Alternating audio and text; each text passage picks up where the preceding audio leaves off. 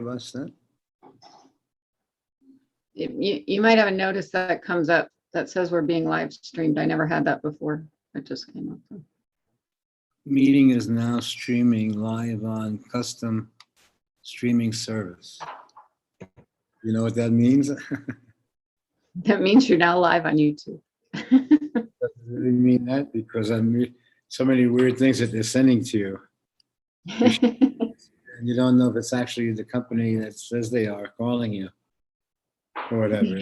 Right. It's remarkable how many calls come in and how many letters come in that seem to be just a hustle. Mm-hmm.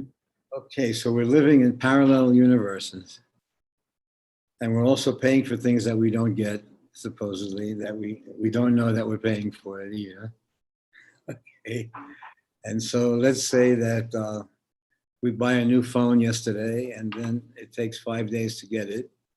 And then when they send it finally, you need to go out and then order a new plug for $40. Right. So and I said, didn't tell you that in the beginning, you know what I mean? So you wait. And the case and the this and the that, yeah. Then things that you didn't know about that were inherent in the thing. So then you start to see each thing creates buying something else and buying something else. I just found that out with plane tickets. What they advertised as a $350 ticket actually ends up being more like $650. Yeah, that's what I think. Janet left yesterday to join her daughter and her partner in Seattle for 8 days. Mm. So she was really enthused around that. Kids both in I think they're in New Jersey. Her son and the family that he has. And what's the college town? Famous college town in New Jersey. Princeton. Yes, I think her son and family live in Princeton. So they just drove out here a few months ago and hung around for about a week out there in their own trailer. So somehow they're managing it. How are you managing it? The vaccine and no vaccine, the doing it and not doing. You went to New York, cool? We did, and we got in right before they started the mandatory vaccine pass. I think that starts next week or something. Really? They're starting that? Yeah. New York City for indoor restaurants, venues, different. Yeah, you have to have a vaccine pass to get into places. Okay, so let's say we're moving around and we're living a life while this thing is just hovering. And let's say it's just reflecting on something that's always been hovering. And we've always kind of known about germs and bacteria and infections and in this and that and the elements that come with it. And we've kind of grown up in it, and with infections always waiting over small things. And now it seems to me if you step on a thorn or something here, that may kick off into an infection. You know, and so they say, well, what is happening? And they say, well, at a certain point, your immune system is overworked and it may be reacting to small things. Mm-hmm. And so it seems, so Mary had a red finger the other day, but the doctor came bicycling in to her store to look. So that was kind of nice if you have a friend and he took a sweater for his advice and to get to. So that's nice. You know what I mean? That's nice. Heartfelt advice. He's pretty good with it. He was an emergency room doctor for a long time. And I think that they thought it was just, he's got a family of 2 kids and they need to take real breaks from that world. But he's in it. He was in it during the whole critical mass and everything. And he's doing more of biking over with a customer group of friends. Mm-hmm. Is he doing that only now, Stu, or is he doing some things for the hospital? Yeah, but he's mostly doing the mobile personal service. And he has a partner now in the mobile thing. Another doctor joined him. So that seems pretty nice. People are trying to find a more authentic way of doing what they do. Yeah. And then when you do have such a relationship like that with the doctor, it kind of makes it more natural. They don't They don't overextend. They're talking to you naturally. You may even have a cup of tea together. Yeah, just know. hang out. a little And bit. so it's conversational, not so much treatment oriented, but it's more like, let's see what happens with it. Let me know. If you get scared, let me know. So there is not an immediate move to treat it. But there is a kind of move where a friend of yours who's a doctor sees what's happening. Yeah. So again, what we're doing is we're attempting to soften the literal world that is out to make a buck all the time and is constantly scheming to make a buck. So when we step into a situation that's constantly scheming, and online it seems like there is a constant scheme. Oh, there's Kerry. Hey, Danny. Hi, can you hear? And Derek? Yeah. And Jimmy. Okay, so Hey, Danny. hey, how are you doing there? Derek, are you okay? Yeah. So Yeah, how yeah. was your, and let's say Kerry was there with John at the moment and before the moment, and in fact made some kind of perspective on it that it was a kind of moment of grace. And so then the question that comes to you in that, should you then try to save it, do this, when in fact it seemed you were in that moment, betwixt and between? Should you jump into the story and pull it back into the physical life? Should you be there to ensure that there is a civilized or a human shift between planes, between leaving the body? So let's say Kerry's in that situation. And then somehow calls me on the phone, and I'm also in that situation that Kerry's in. And it is somehow finding a language of silence, of speech, of nuance, of joke, or whatever, but to locate the grace in the story. So if Kerry is seeing the grace and then the physical struggle around the grace, then what we're seeing is something that pertains to us where there's a kind of surrender.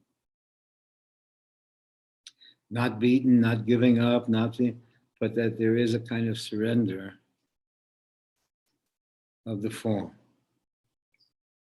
So I want to see past trying to make it a happy state and thrusting a view on it, where you got a chance to view yourself in another, had a feeling for them. And you got a chance then to experience your own relationship to life. And then as you look back on the situation with John, you see that the relation, that it could have passed away any moment, any night, during any dream or whatever, any circumstance. You saw that living and dying was always there in the relationship with you. And you saw that it became normalized. And you would care for it as if it was a normalized part of the everyday, when it was then where there was a dialogue in the body about living and dying. The dialogue was in front of you. And the caring in the friendship has some kind of sense. As it's immediate with the person, you then have some view into a private life. Meaning a life that is usually hidden from the literal world. But then as you share something with a person, you see the struggle of an everyday life.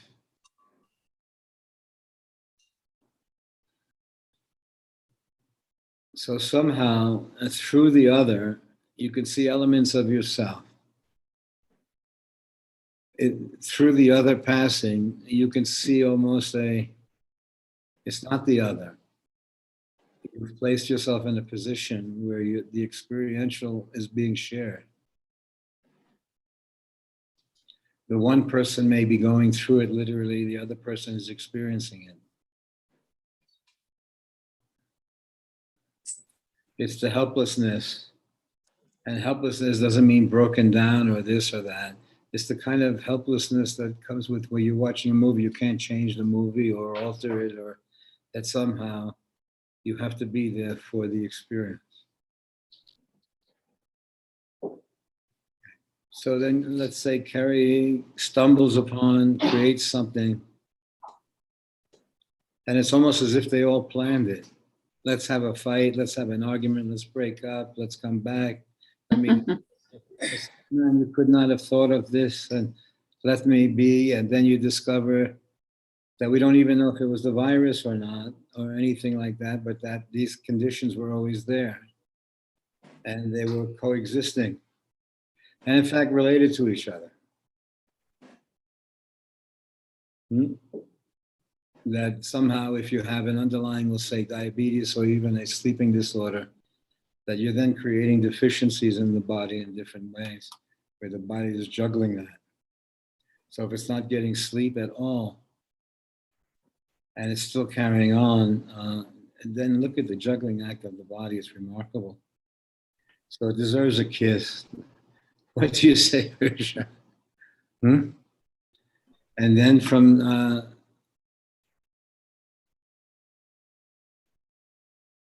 how are you feeling, Carrie?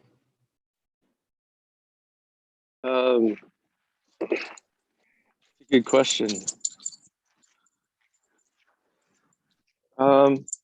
Different things. But The life is going Yeah. on?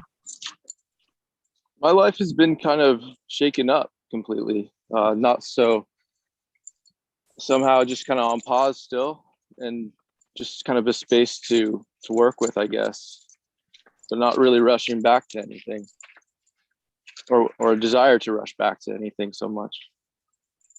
Well, let's say now you experience what was in the relationship all along, but the literal relationship got in the way of this experience. Yeah, Let's say through John, you experience dying.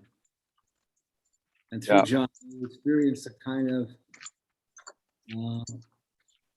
the normalcy of saying, okay, let the person go to what, go to where, go to how, but you know what you're not inviting them to a continued life of treatment where they're out of it and they're being kept alive and it's pharmaceutically involved or whatever. And they say, okay, what's the alternative to that? And I say, well, I don't care what the alternative to that is.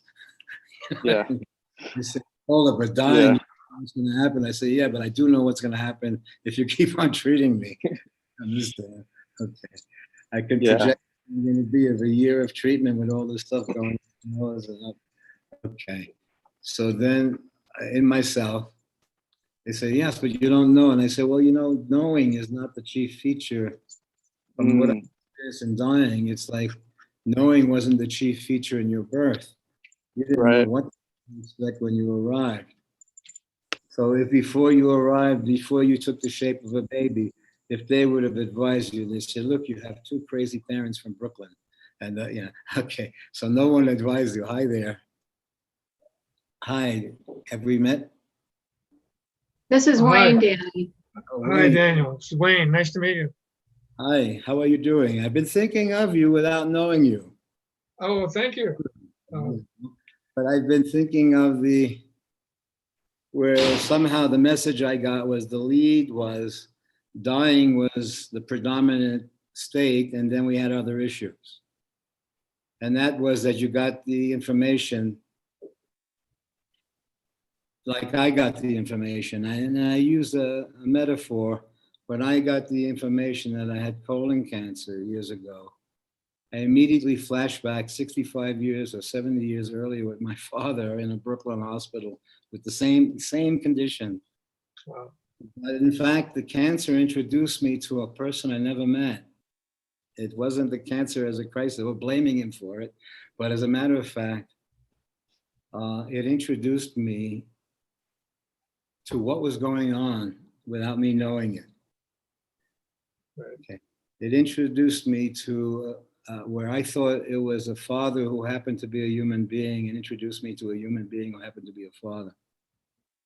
So to meet what any stranger saw in the moment that he was a person who happened to be a father, where to me, he was a father who happened to be a person. And it's only in the loss that you meet the person in a way. But the cancer introduced me to another dimension of my life that was coexisting. Yeah. And that was the presumption that I had a history, when in the discovery you saw you really came from more of a mystery than a history. Yes. Okay, and a similar thing happened when my mother passed, who came here to die actually, but in her diary when she passed and in the pictures, I met my mother as a woman, and as I kid around, and not only a woman, but a pretty hot woman. That would have been a violation of the poor kid. But then you see that she was a woman in her own right, and okay.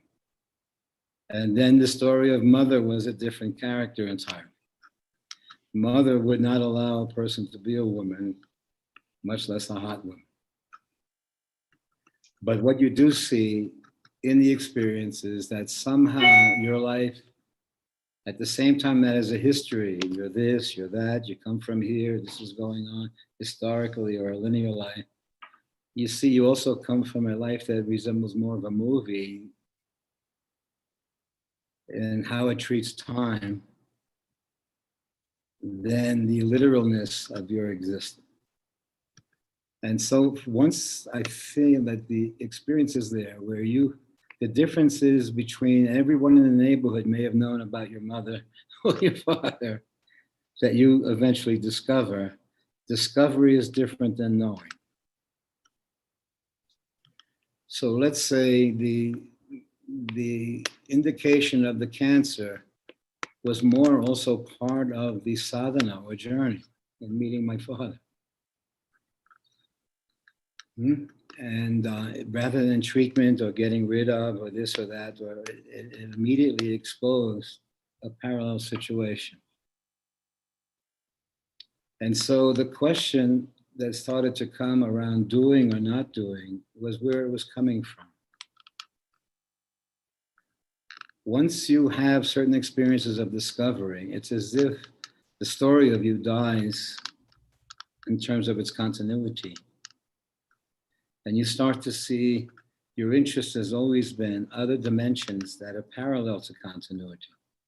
So the continuity is our social security number, our security, our stability, and buying this. But there is a moment when you meet an energy that you see it comes more from a creative existence than a literal one. And so therefore you see the challenges that come your way. At the same time, it's literal cancer. At the same time, it's an evocative situation that is kind of introducing and forcing a reflection. So let's say at the time, what I hear about you, it can be, okay, take carrot juice and do this, not as a way of putting it down, but it's also for me not a way of getting rid of. Right. That getting rid of is an agreement that you make for yourself, like where cancer is not your enemy, that you have a war with or that you have to kill. But you see, may even have been born with the elements of it. And it may even had a life of its own in your body. It may have chosen to smoke. It may have chosen to eat French fries. Who knows what this cancer that I was born with. So, holy Jesus, can I give it a life? And I say, I don't know, but I discover other dimensions of your existence once it's released from the continuity. Once the story of my mother is released by perception, I saw what everyone in the neighborhood knew, and I had to find out that I was subject to. And then once I discover my father, I see that the cancer was living all along in the story, and possibly for his father also going down the line.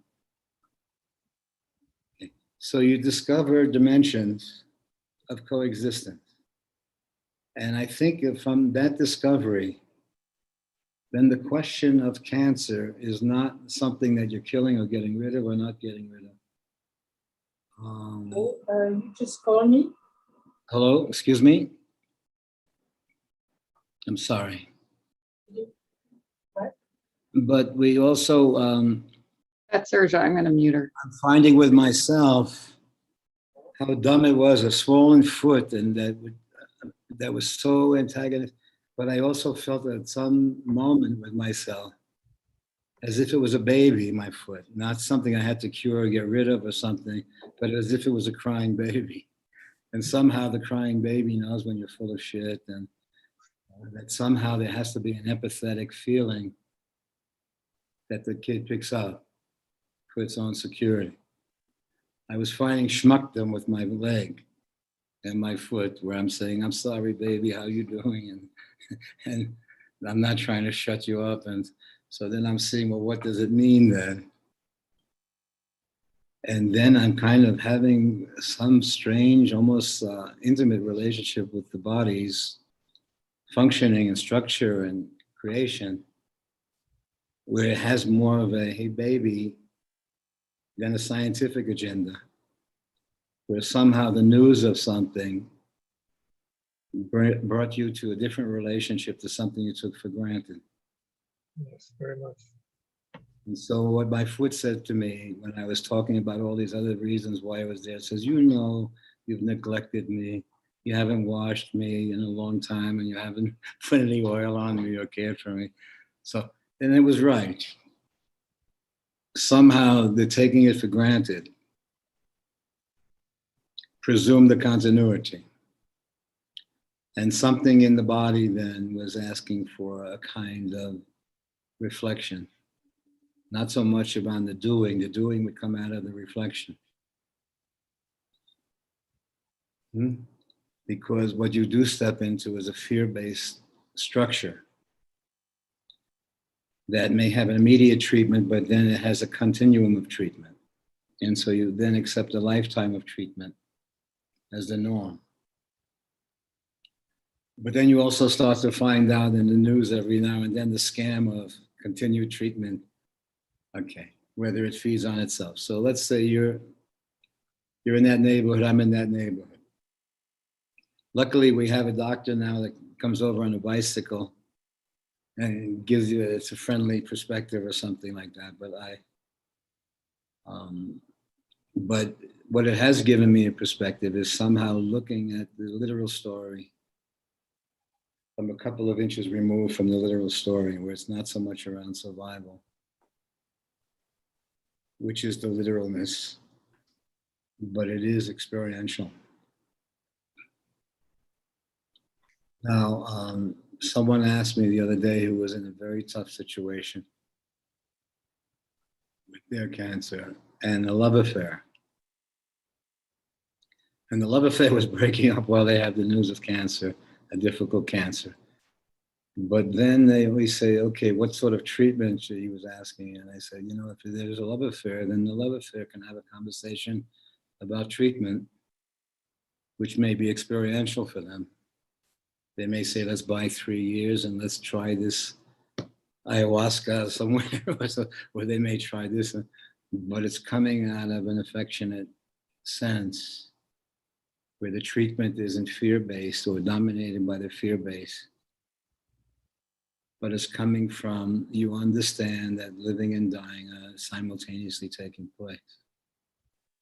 And the news of the cancer awakens you to an aspect of your life where there's some reflection. And so in that, I feel it comes from a different place where it's not so much around survival, although that may enter into it if you wish, that's your call. But first it is the news, it signals to you that this is another, that your life has actually been 4 or 5 movies, not a continuum.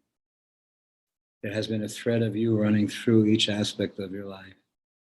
And this phase where someone screams at you, you're dying while you're living. Well, that's a fact.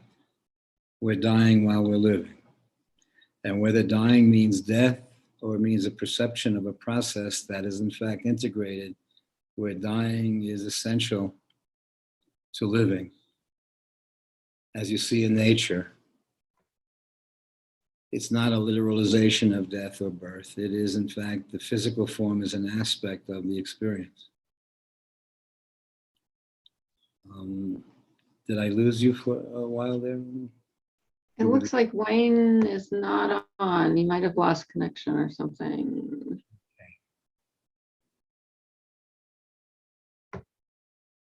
Okay. Yeah, the picture just disappeared. Maybe, was it too much? I don't think so. I don't think he would just click off. What do you say, Derek? Didn't seem too much. Look, we're making a mystical movement of where we're sharing an experience. And each one is coming into the experience from a different perspective. Okay. So when you get the news that you have a cancer, or you have the news of this, it accentuates your situation. And then when you have the news and you have your age and your circumstance on top of it or whatever, you have a kind of, you've been advised of a dying condition while you're living. And not only that, but you're dying, but you have to pay bills. Yeah, right? That's awful. And bills, if I say, okay, Urja, 6 more months, $30,000. And I say, well, that's putting it pretty plainly, isn't it? We'll give you 6 months for $30,000 and you have to put this holes in your nose and whatever. And not to make light of it. No, your voice is gone. Not to make light of it, because when you go into the experience of treatment, it is challenging. Yes.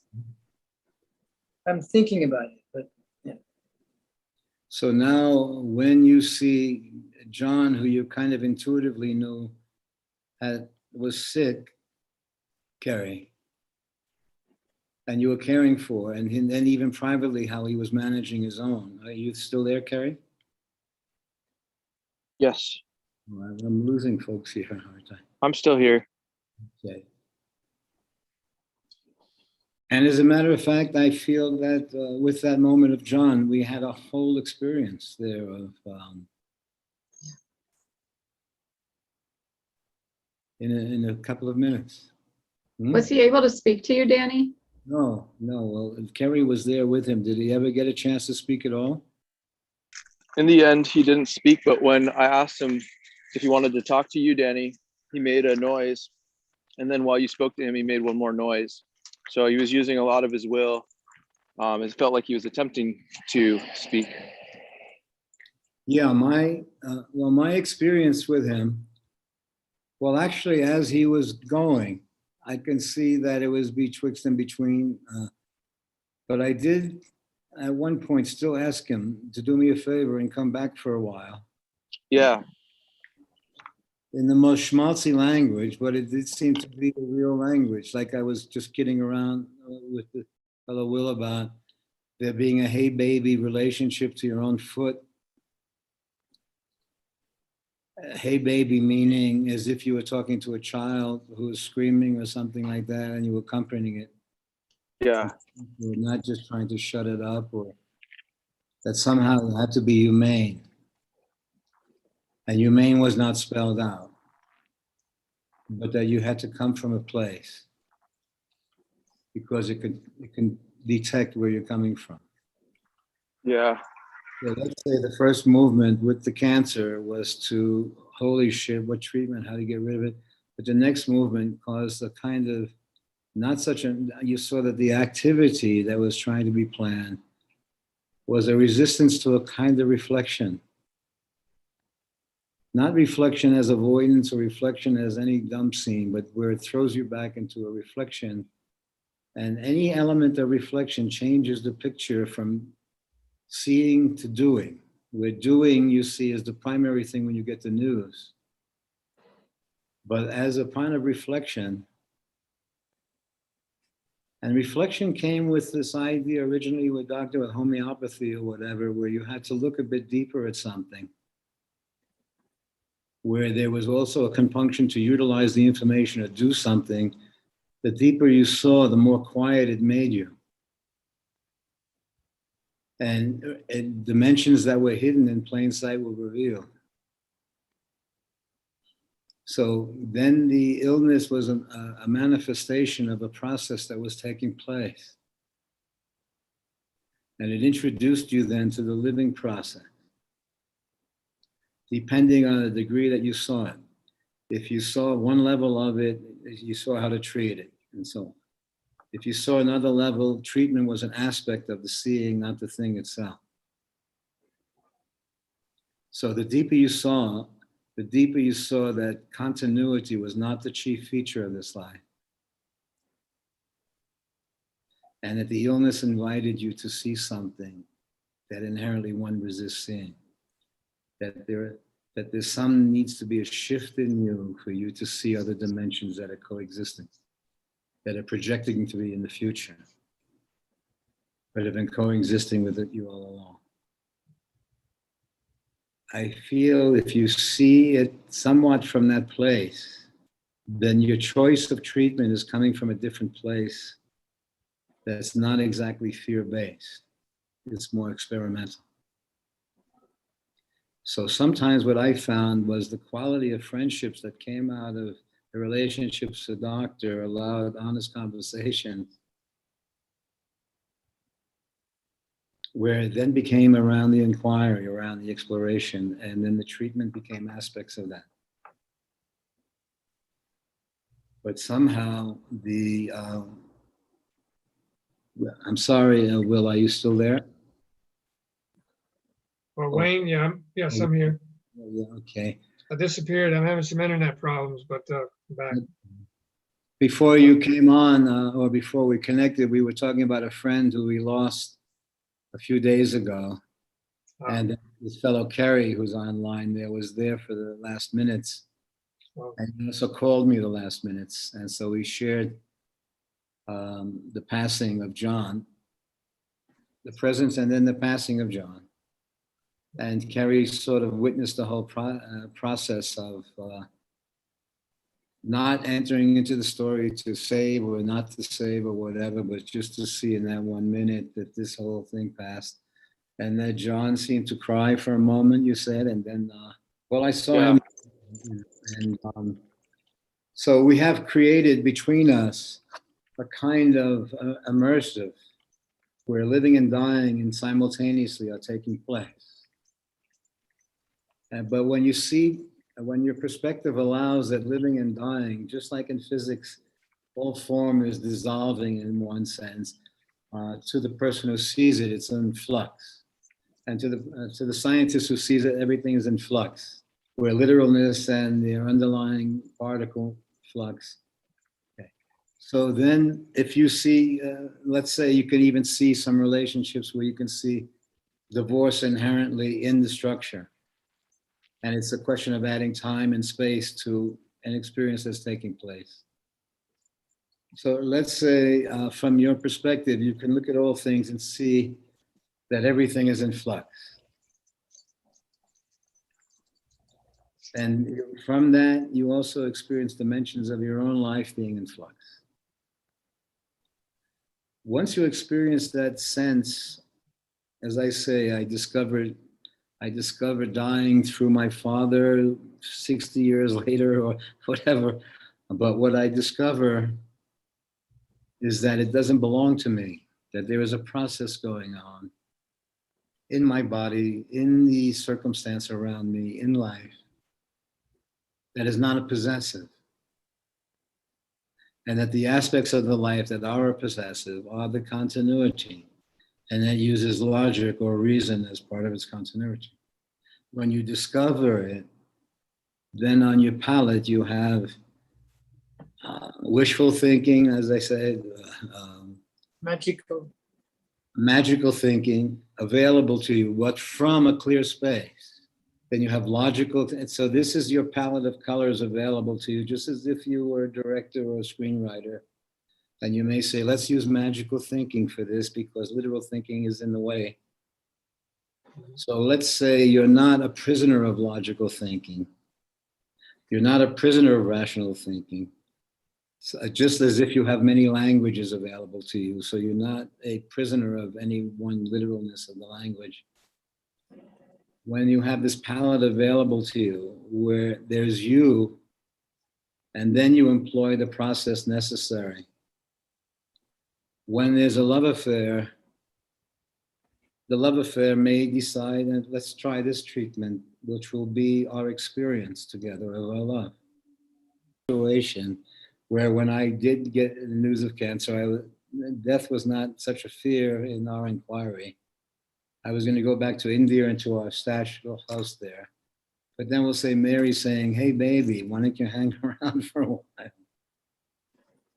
Wayne, do you know how powerful a hey, baby, especially if it's a truthful hey, baby? Now, hey, baby, it doesn't need to be a literal person, but there is something that speaks to you in the story. That there's an invitation that comes out of it. And so I feel that what we are as regular people, we are stumbling upon different energies. Once you start to perceive the absolute fact of what is happening, that living and dying are coexisting, they're essential to each other, they're not enemies. And so when the perception of dying and living is there, then relationship to what is called death is also shifted, where it's not a finalization. If you see the flux of living and dying, then you see that the form doesn't own the story, doesn't own the energy. And so then you see, to some extent, as you're passing, there's memory that's being created. Now, for a month, John was angry with Kerry and I myself about something. I don't know. For a month, I couldn't speak to him. Then in the minute before he dies, all of a sudden, I'm his favorite guy for a moment. Hey, baby, how you doing? Mm. And as I'm speaking and put my head alongside his in the picture or whatever, I'm also dying, he's dying. I'm saying, could you hang around for, not hang around out of fear, but a few of us are passing in some way. And a few of us then in conversation have found a way to shift time, not so much out of fear or need, but that it's a creative space that one is in. The information that one got was an information more of a reflection of the process that you're in, that living and dying, there's a simultaneity happening. And then when you get a message that is leaning towards dying, in the literal world, there's a pressure to continue the living again, and it creates opposites. But in the creative world, it's not opposites. You see that living and dying was always happening. And then you meet your immune system and you meet your body almost as a lover. And all along, your body has been judging in this process. When I ended up getting the vaccine, when I came home with all my logic, my immune system said, you traitor bastard, you're supposed to be spiritual. And you got the my immune system yelled at me. And I said, why? He said, because you didn't consult me. You made it an ego trip of what to do. But you understand that the body will have to process it and the immune system will have to process. So then I was kind of meeting your body as a lover, where you can't keep secrets from it and you can't lie, or that there's an honesty. It's not spelled out how that is, but that somehow an honest relationship becomes essential. And so that hey baby invitation meant almost as if it opened up a doorway to a new expression. As long as the invitation had integrity to it, then one assumed the identity of the invitation. I hope this makes sense, Will, because you did outline some of your movement in Key West, and so we must have just missed by a nose hair or a moment or this or that, and then you did say the doctor's death, and I also was there to help him get cremated in Italy, and it was very weird because when Italy doesn't do cremations, usually we have to pay under the table and this and that there, Evan, myself. But when they put him in a chair to go into the oven. There was a metal chair. And when we picked it up in the next morning, it was still skeletal. So we then had to take the body, Silvero, Evan, and I, and break it down with the palms of our hands into ashes, and we split it 3 ways: one for Italy, one for Gurneville, California, the Russian River, and the other one for India. So you kind of mentioned times in your note there that were times I remembered. We remembered Key West very strongly, but it also kind of represents in my mind's eye a kind of journey that you've been on. And it was that it's not a literal philosophy per se, but it's somehow, it was an immersive. We're sharing here with folks who are in the literal dying and living process, in fact. And we have 4 or 5 friends that are also betwixt and between, we'll say. But the atmosphere we've created is a kind of friendly, immersive, where that's in a story, not so much where it's accentuated by the persona, but pretty much as one meeting their own processes. And oh, did we lose you again? We lost him again. Does that make sense to you, Urja? Do we feel that, Derek, do you feel like something like that has happened with John? Yes. Remember at one point, because of issues between folks, the impossibility of being able to meet in that space. Yeah. And then you see that it even happens in families where some family members can't talk to each other, but in their passing, they're there at the funeral. They may be there reluctantly, happily, whatever, structurally, but you see that something in the family compels you to be there, whether you like it or not. Yeah. I think about the time missed, the opportunity. There's I could have, would have, Oh, could have entered into the story. or just I don't know. Somehow we could have figured something out where it wouldn't have been so contentious between us, and it seemed all so irrelevant, in looking at that situation at the end. Well, let's say I'm looking at it, and let's say I'm talking to a family who is arguing with each other. So I'm talking individually to a family, but there's an argument between them. Yeah. And you can see that the argument between them is the historical structure. Right. So it was built into the story. What do you say? Yeah. And why couldn't we see past it? Why? Well, let's say I'm looking at it, and I can see what the structure will be. When, we'll say, someone suggests, can you help this person by marrying them? And I kind of like them, and I say, okay, but it was asked for. So the marriage wasn't literally a marriage as a literal form. It was a favor for someone. And this is how dumb we were in our lives as we lived all these years in relationship to each other, how many weird characters and strong characters and teachers have come into our life and bounced out. And okay. So you see that everyone took a piece of the experience, but did their own thing. So to some degree, that everyone that we've known or we've shared with or lived with is somehow living through some sort of teaching or creative expression.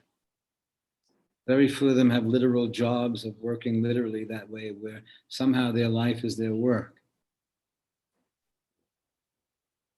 So it's normal for them to think that their life as their work, it with reading, singing, whatever, making music, whatever, but somehow through some interaction, they've escaped the slavery existence where the juggling act of survival is the predominant feature in it and the predominant logic. So somehow one is attempted, and usually the element that runs through that is not poor, but broke. The thread of broke is somewhat creatively different than poor.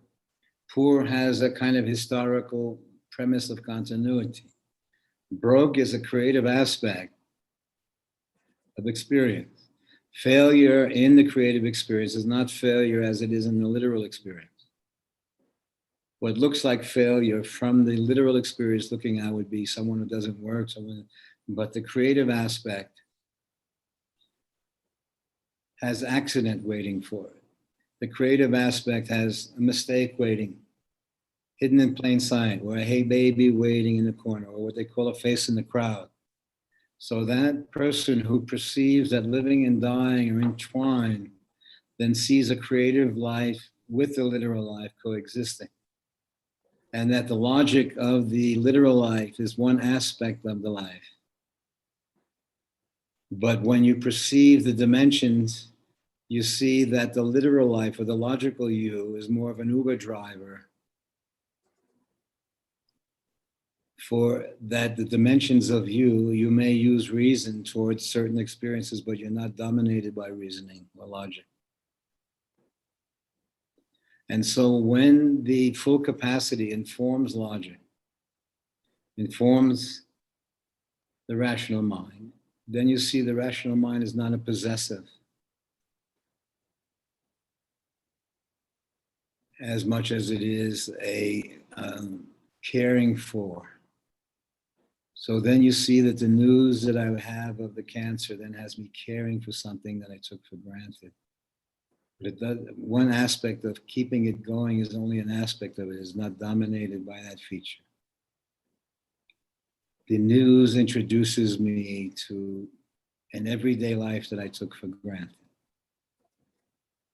And now I don't want to make a positive thinking story out of it so much because I don't want to be limited to positive thinking, but you may get past positive thinking where you see that somehow the life is an agreement.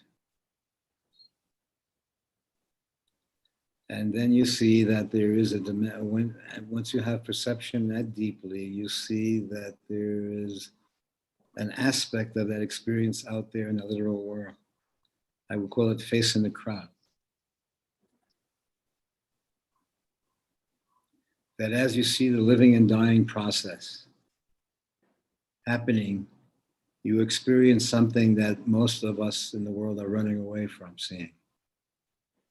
So we made fear of death the medium. And then you see the salesmanship that goes around the fear of death and this, okay, where it's literalized. But then you experience a dimension where you see living and dying as a natural process. And you re-enter the story from that perspective where you're not driven by history any longer or by karma any longer. Your relationship to your parents is, come on, give them a break. They were Meshuggah people doing their version of parenthood. You see that you visit the situation before you were born. You see the arguments, you see the love affairs, you see the feelings, you see the loss, and you see the movie of your existence before you entered into the story. And you see you come more from a mystery than a literal history. So there are moments when living and dying have a relationship to death, and it is a conversation with the mirror. What does the mirror see on the other side of the literalness? So every now and then, there's an occasion that happens that allows you to get a glimpse of what the mirror sees simply. And it sees a you without it literally being you, without a literal story. And it sees the thread that runs through the story as you. And there are moments when you get to experience the thread that runs through the story has been through your life all along. And as you perceive that, I think that your life becomes, again, more 10 movies that you've starred in or you've been secondary to, but you see the thread of you runs through each movie, but each movie has somehow a different characteristic. And you'll see the occasions of your life, the different movies that you've been through, the different expressions that you've had. And you see that they kind of more resemble a creative process where time and space is only an aspect of it.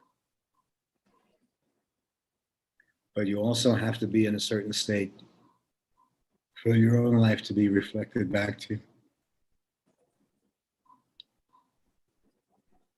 So when one acts on the fear of it, the fear becomes a possessive of continuity, where the fear illuminates something, not a thing itself to be shut up or gotten rid of, although you may need to do that if the pain is great. But the fear then opens up a dimension that's kind of hidden in plain sight. You start to experience, from what is happening for me now as an old geezer in this situation, that there's a hey baby invitation in some way, intellectually, structurally, dopally, but that somehow one is assuming an identity in relationship to that invitation. But one has a perspective on their life with the information that's happening to them, where they get a peep at looking at the life from a different place, one step removed. And that's not a world of doing. It's more a world of seeing. And in the seeing, the doer is only an element of the life. It relaxes, there's an invitation. Once one sees that, one sees almost a dynamic of a creative conversation taking place in the form.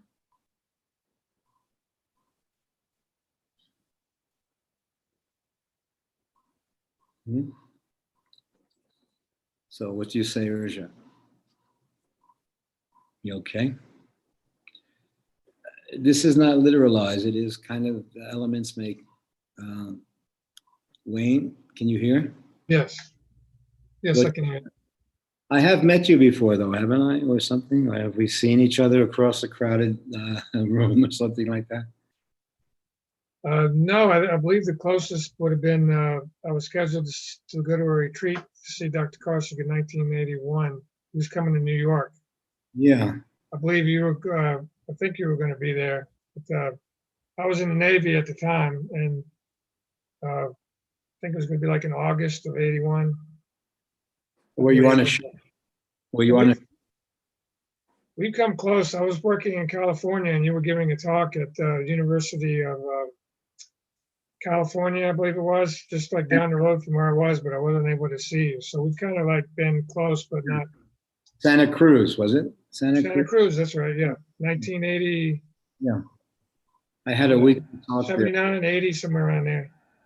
In fact, I may have those tapes from those talks. That's really funny. Yeah. So how are you doing then with it all? Well, right now I'm in a gap. I was able to take a targeted therapy for a couple of years that put my cancer in remission. Yeah. And so I've actually been doing really well until April of this year.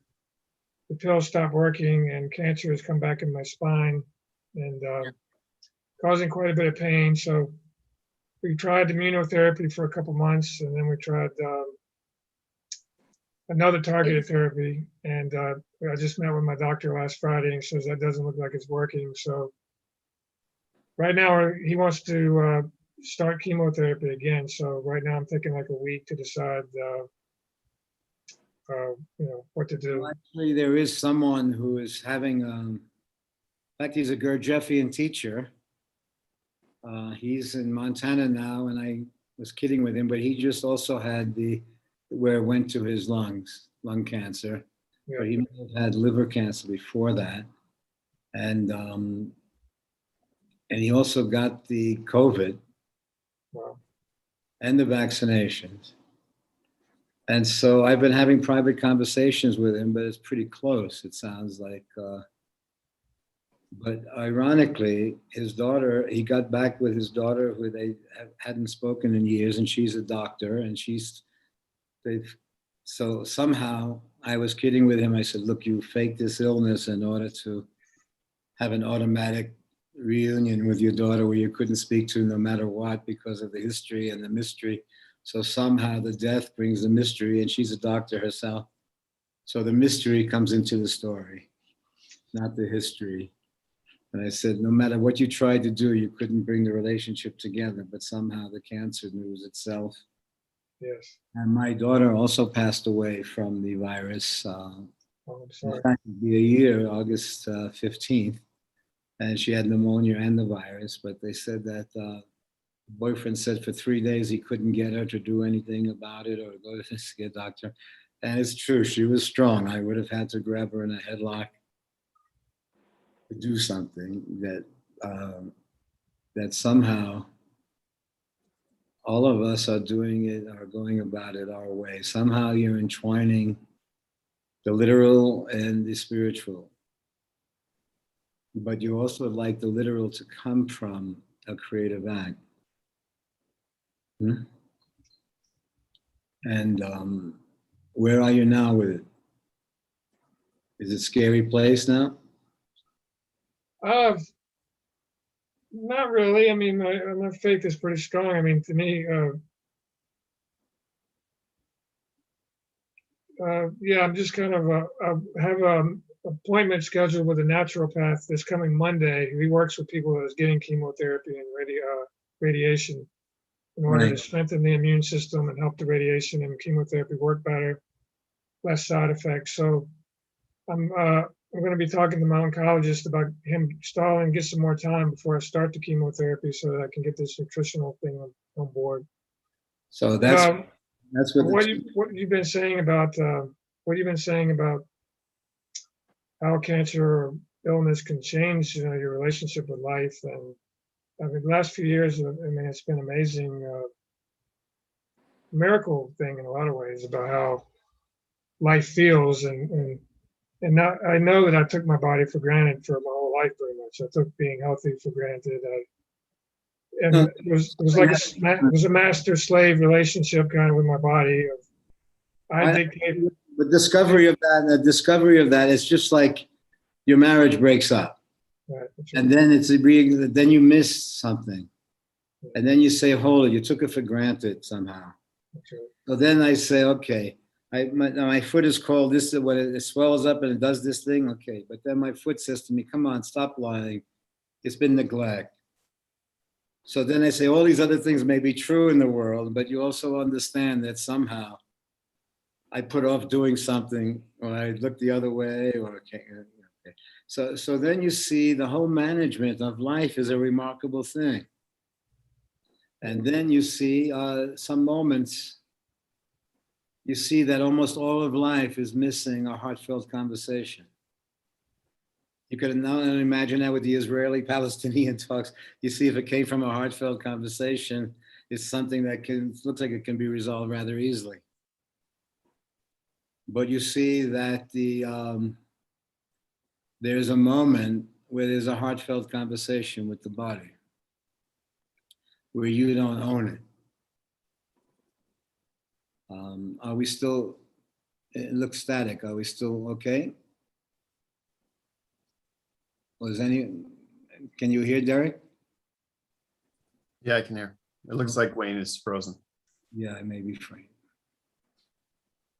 So then you see so an event awakens you to something, not only that the event awakens you to avoidance being the premise of the continuity.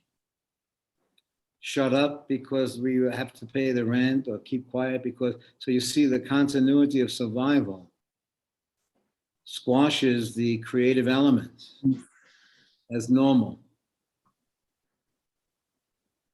Because then if there was a hey baby conversation between us, then the action is coming out of the hey baby feeling. Not so much the literal survival as the survival of something that you share, a feeling you share. So the question was, when in fact you make a literal relationship and it was supposedly a creative field that you were in, then the relationship is not such a possessive as it is literally normally. But the relationship is a creative act. And that's why I say it's more of a movie of a relationship. It's more of a movie or a book about a relationship where you see the flux of it. Okay. So when one would attempt to literalize the creative act, it would be its own rebellions. So then the people would literalize the event. But I see a magical event unfolding and the people being literal in it. So it's all missing a heartfelt conversation that then comes to the end of it and says, look, this has been a creative act all along. The reactions between you are part of the creative act, just as if we made a film of it, you would see where those reactions apply. There would be an aha moment if you saw a movie of the very thing that you just lived through. But when you see it, then you see that the life does resemble more the movie, that it is in fact a creative act. And it has memory and loss and everything in it, over nothing. So then you saw that the explosions were over nothing. And yet over something that was real in the creative act, that the people were reacting over nothing, you can see. But it wasn't nothing when it was happening. It seemed like the argument was the most important thing in the world. And then yet, in reflection, it's the most laughable thing in the world. Yeah. And you see, it was so simple.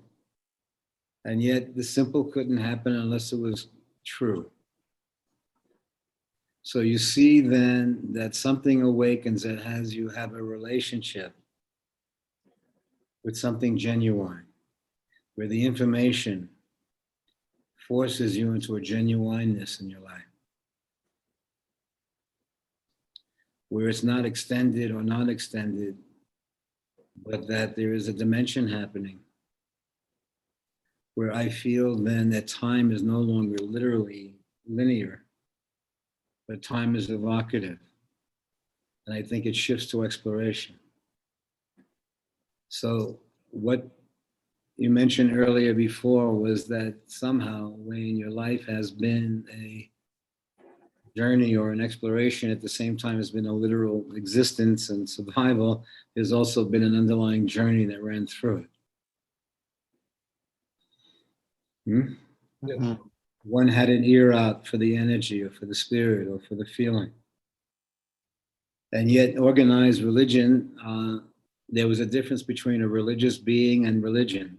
You see that religion then started to organize the creative feeling that the religious being has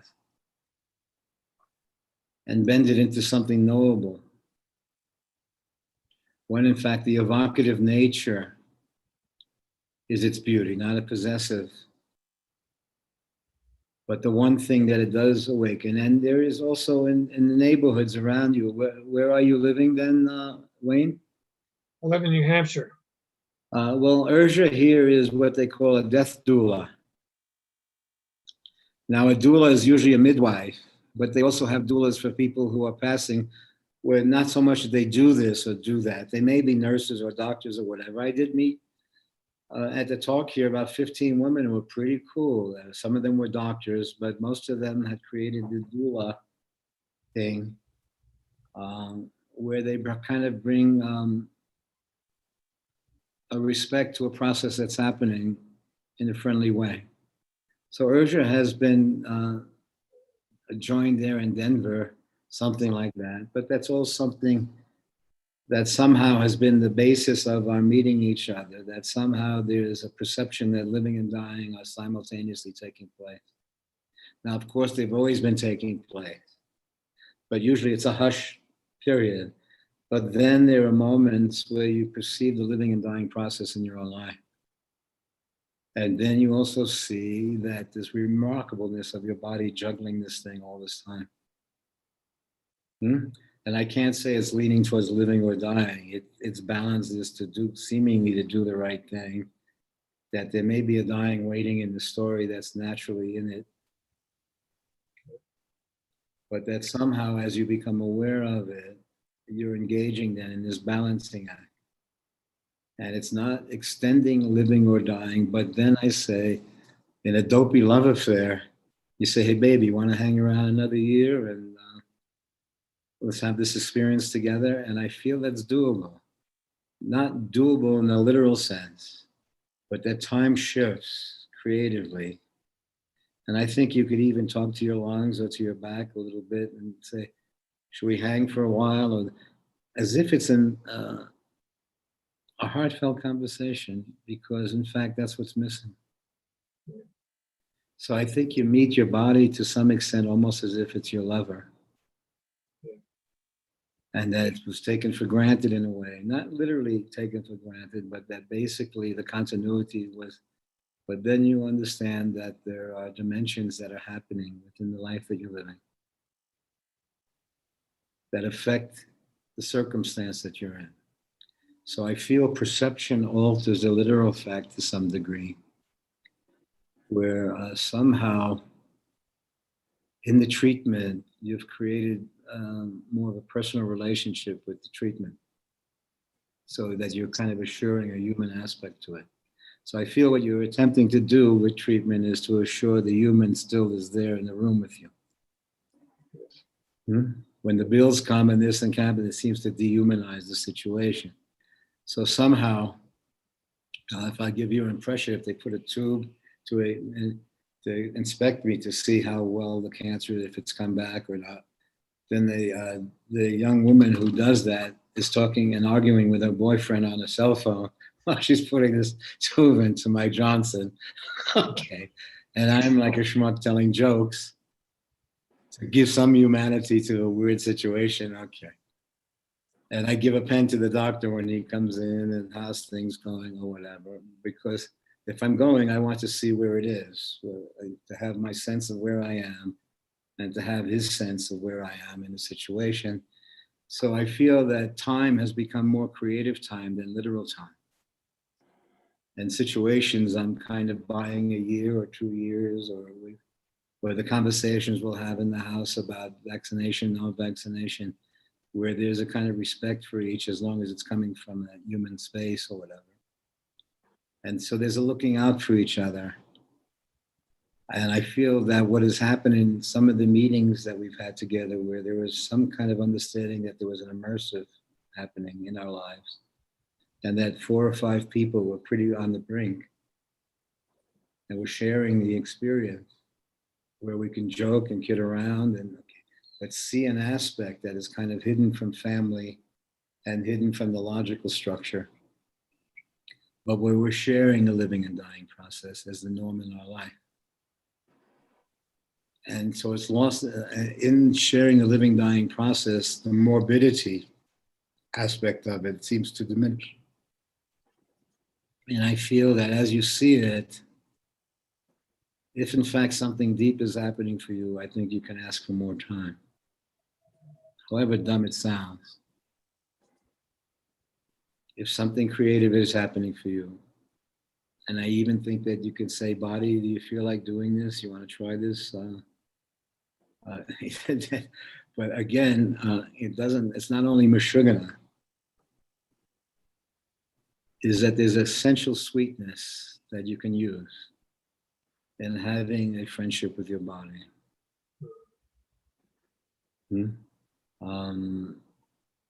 That has a personal sweetness or concern that then reintroduces you to relationship from a different place. Are you sharing the process now intimately with anyone, or is it you're alone with it? No, family members, my ex, she passed away suddenly about a year ago, but her family's still around, and this whole process has kind of bonded us in a way. Yeah, so that was the weirdness. My daughter passing away awakened some dormant love from years ago, from 30, 40 years ago, that there was no way of even saying, hey, baby, that the history got in the way of the mystery. Once there was a passing of someone sweet, there was an instant connection around the mystery, not the history. So then you start to see dimensions in yourself. You see that that it is a mystery that runs through the story that can be accessed in memory, because the possessor diminishes in memory. So then you get to see an aspect of the story that was hidden in plain sight that the others were experiencing. So you see other dimensions of your existence, but from the perspective of not owning the story. So anytime that the individual is about to lose the story in some way, ownership of the story, there's a hurt, there's an incident that happens or whatever. That incident allows the continuity, but then there's a moment waiting of soulful reflection, where you see that avoidance, the very thing that one has been pursuing in one's life, has been also avoided. You see the continuity of a marriage that was over many years before it ended. That there was a hurt or an insult that instantly dissolved the story, but it continued.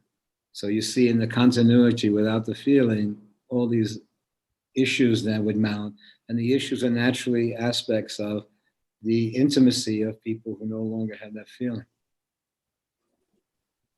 So things start, there's lag time, it seems, before it materializes literally.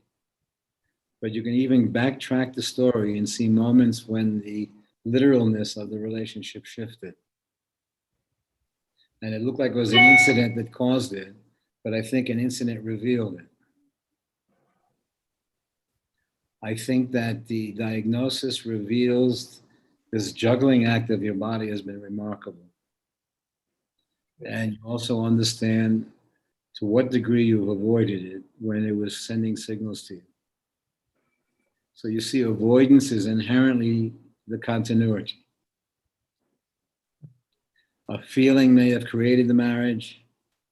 When it's lost, there's a continuity, but there's an incident waiting. Somehow, that will force it, when something is lost, its genuineness and the continuity or the survival of the form becomes the predominant force. There's usually an incident waiting that will disrupt it. So, holy geez, you start to see your life from a different perspective, not only the literal survival aspect of it, but you see even the flaws or the breakups or even the cancer may have been forms that are forcing you to see something that your life has been built around, but you also have seen that the continuity has been predominant. So at this point in time, you're kind of completely released. Do you need to work or struggle to carry it on, or do you have enough of a flow creatively?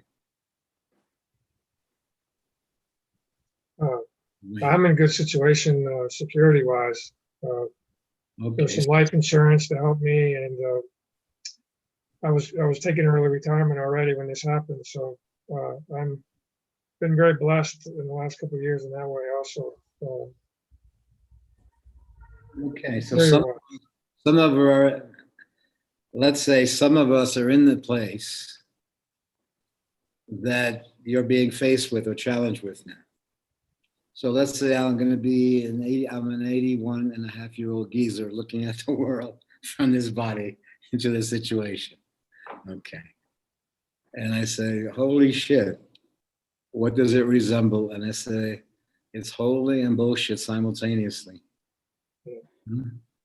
And when you discover the bullshit, you go into a deep place in yourself of loss. I met the doctor from that space after being in the Himalayas doing these mantras and all that, and intense, and it was working too. With no clothes on, with dysentery, doing the whole spiritual number. Then I woke up saying, with a kind of deep despair, that it was full of shit again. And that I threw my life away now to come to India. Okay, and now I was stuck in this weird place. But then as I was walking around, the Ramdases and all these Jewish guys from the Bronx who were becoming sadhus and whatever, it became increasingly absurd. And there was a kind of despair as I looked around at everything. And then India was just beggars and hurt people. And that brought me to, someone mentioned the doctor. And when I got there, to this lame village, and I left all these temples and hip places. There was kind of doctor having an argument with his wife, the same kind of despair that I was. Because his life was then shifting, and the family. So the family lived on one side of the place, and he lived in the operating room that he had there, and so was hanging out. It was a few of us disenfranchised characters hanging out, but a kind of despair was essential to the conversation. And some, say it wasn't literally despair as a possessive, but it was a kind of giving up on the literal life in some way, perceptively. And I think that the conversations that came out of that situation, even though he was having his own troubles there because of that separation and all the hippies visiting him, the conversations that was just so simple, when I got home to Brooklyn and knocked on the door, the manifestation of the conversations was there in front of me. It was my wife and my daughter, her new lover, and his friend, the Jamaican guy, and my apartment. But then I saw something different. Instead of a house and a life waiting, that prejudice premise, life went on without me. And from the conversation, I perceived something that a year before I would have grabbed the guy in a headlock and taken my apartment back. But I just got a sport jacket and a pair of sneakers, and we kissed goodbye and take care. And something that would have been impossible, but just coming out of the conversation, it just manifested in front of you. You saw it. Life went on without you. And somehow, in going down the stairs from that, I mentioned earlier to some that there was a woman who I had seen me 3 years ago and heard that I was coming back from India and was waiting for me.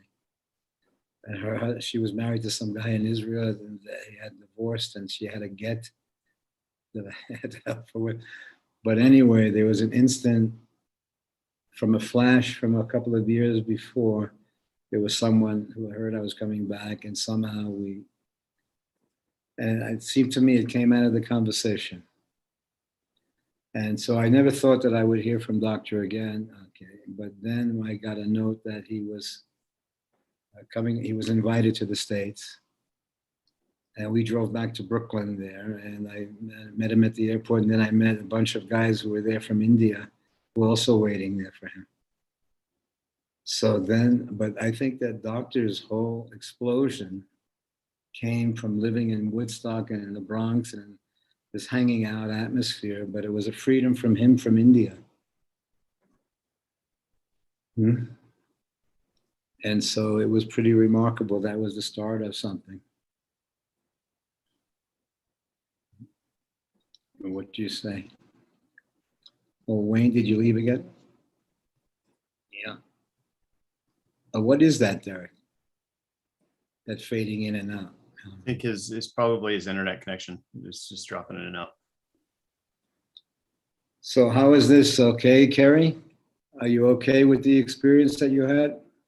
This was something of a kind of explanation of our relationship, where it has literal elements to it. But again, it's like the relationship you had at the time with John. You see the many facets of it. Well, carried, you see. So, but then as in the last weeks, it was broken and returned, and then you're the one who discovers him. Now, do you feel that he was in the bathtub purposely to pass? Was he trying to let go, or in retrospect, how does it appear to you? You know, this is still a little bit of a question mark about what and how, but he wasn't in the bathtub. He was on the floor. He fell. But yeah, there was a little question whether it was a freak out or a heart attack or a panic attack, because his medications were everywhere. I remember when I called you, that was one of the things I noticed first, but the doctor didn't seem to think that was any indication of medications being a cause. So it was a little up in the air. How long was he lying down before you saw him? when I found him, he was lying down in the bathroom. He hit his head and there's blood coming out of his nose. He was on his stomach with his Oh, I head see. facing the right. And yeah, he was just breathing, but he was unresponsive. But was he going to take a bath, it seemed? He was naked. He went to the bathroom. Yes. I thought that I had seen a picture of him in the bathtub. Hmm, No, that didn't happen. no, it wasn't in the bathtub. Yeah. Okay. You okay? Yeah, it was, it was interesting that last day, what was that, 2 days ago, I guess, when he passed. I knew he was passing that day. And when I got there, it was just his body was, every time he kind of come into his body, it was almost just fighting mechanical breathing. I could see the struggle in his body. And then he'd have these moments of peacefulness and he'd just be lying there. And So let's say that yeah. you got to witness a happening. Now, as I say, when I met my father in that situation, when you saw that treatment was not the flaw, he was planning to go. Yeah. And when I saw my father, then it was deeply intelligent. It wasn't stupid to overcome or fight with or pull him out of or whatever. It was the kind of recognition.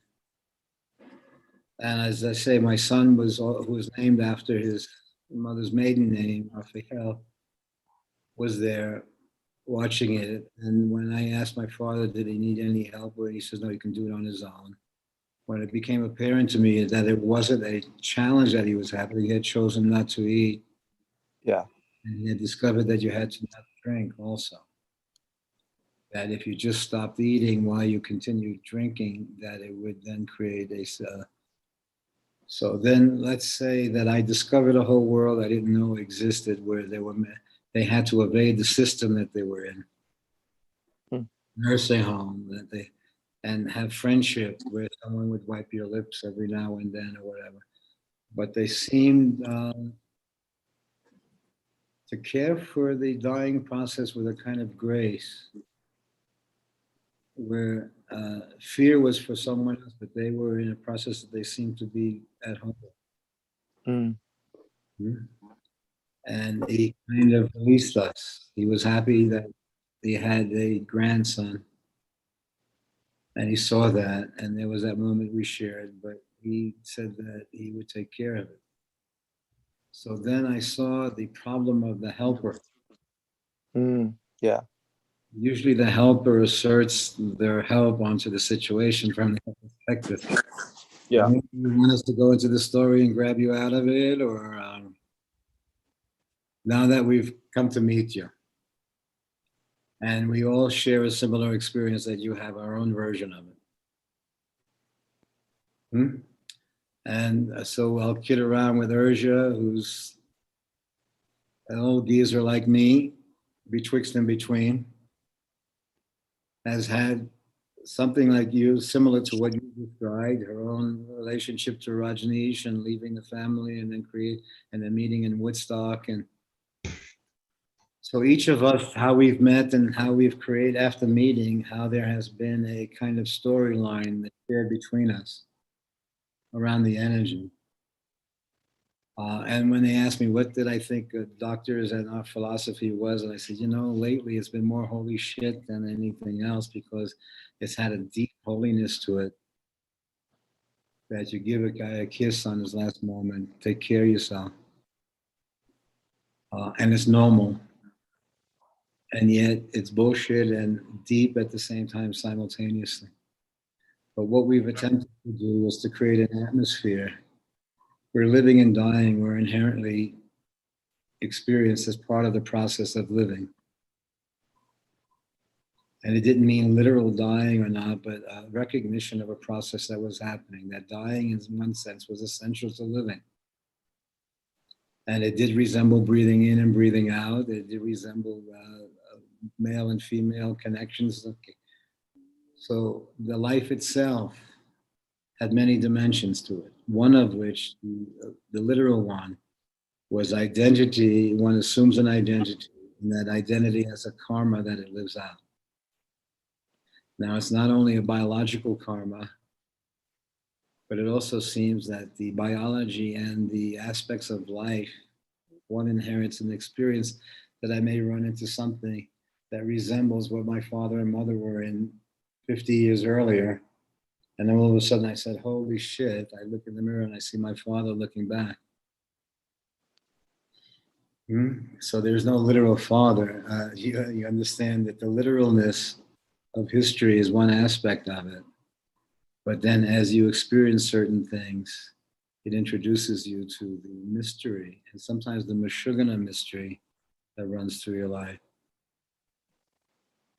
And as you see that Meshuggah history, your relationship to death shifts. And you see the naturalness as just like if you were in a front row seat watching a movie of your own existence, you would see the naturalness of the things unfolding. And that there's an experience waiting for you. And that what is generally happening for you is a kind of soul searching that if I can help you to some degree in meeting you, to kind of, there's an inherent neurosis that comes in with the story that you're in because one is not supposed to see things. One is supposed, the literal survival, one is to get treatment to survive. But from the perspective of the energy, survival isn't the dominant force. It is buying time. It is a creative force. That coming from a space, I do feel that there can be agreements with the body to carry on, and that space, that you understand there's an experience waiting for you in the story. And the things that are lining up for you are accentuating that journey. Now, Kai says that she mentioned this fellow to you that I looked up a little bit, and he seems to be pretty intense. And you've had good experiences, Kai? I like his work. I really enjoy the quantum physics and yeah, I do. No, I really like his work. I do myself, but in fact, I think I see quantum physics happening between us. Okay. But again, I do come from a premise of coming from your motive, seeing the motive that's running through the story. If the motive at one point, now you come to a point where you see that there is a journey that is now your motive.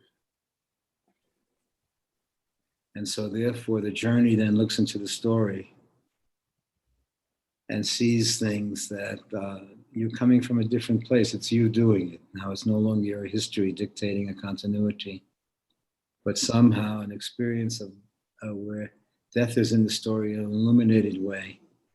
And it's not so much about doing something about it as experiencing it deeply. I think you re-enter your own life story from a different place. And then it's not so much around the survival of what happened in the world before then, where you saw survival in the job, or you saw survival in the continuity. But now you see that your life, the cancer has released your story from a literal one to where the journey is your reality. And the identity is a helper to the journey, not the owner of it. When you see that the history and the mystery shift into the story, you see then the treatment that you may get is consistent with the journey. You are keeping something precious going, and it's not always the extended living. So when you are on a journey and you're confronted with what seems to be a death decision, it is a reflective sense of something. The doing, in my mind's eye, the doing comes out of the perception. So let's say if I've allowed myself where there's a hey baby invitation that doesn't allow me to do meditation in India with my cancer, but I come back for a love affair. Would you come back for a love affair? True love affair.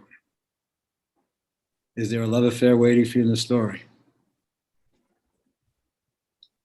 I feel that the primary love affair with the information that comes to you is with you meet your own body. And in meeting your own body, it's not your possessive body. You see it's a cooperative. And you see that your body and all its actions is a remarkable thing that's been going down that became normalized. So you see the thread of cancer then reveals a remarkable process that you've been engaged in. And I feel that once that is awakened for you, where there is somehow an affection that's inherently there, that it has been looking out for you all this time, you're looking at it from a different place, where the continuity is only an aspect of it. And I feel when you're looking at it from a different place, then time changes. So I do feel that we can have dumb agreements like you want to hang around for a couple more years and see how it unfolds. And I do feel that one can even have that agreement with themselves, where it's not fear-based, but it's now your life is sadhana-based or journey-based or creatively based. And so to give an example, it would be almost as if you were you made motion pictures and you entered, so you saw the world from that place. I feel that this time and space has changed. Once you get the information, it's changed time and space from literal time to evocative time. And so I feel that my hearing from you must there be a similarity that runs through us all, that in our own way, we're having a similar experience when we share something together. And where it's a sort of immersive. And we can have the Meshuggah-ness of saying bye, John, and giving him a kiss goodbye while he's there. And it's natural. And Kerry oversaw to some degree his version of John passing naturally. And I feel that Wayne, if you'd like to connect, feel free to drop in anytime on these talks that we're having. I think there's one on Thursday evening and one on Sunday afternoon at 1:00. It's larger, that has. Thank you very much. It's been very helpful right in this time period that I'm sitting in. This has all been speaking to me very much, so I appreciate it. Okay, and if it gets heavy over your head, give a call anytime. No, it's okay. We'll just try to illuminate a moment for you. Thank you. Okay, that's great. Everyone else okay? Kerry, you survived the experience? Yeah, Danny. And I felt it, in the end it was just talking with John, being there with him in that process of his passing, and just really at a certain point it wasn't about coming back to his body anymore. It just turned into just trying to be there with him and reminding him not to be afraid of the vastness of his energy of flying free. And I feel like he consciously passed, and he chose the moment and he faced it, and he was coming back to his body until there was a consciousness and an acceptance of that. And to me, it was quite beautiful. It was almost like a birth rather than a death. But let's say you experienced that directly. Let's say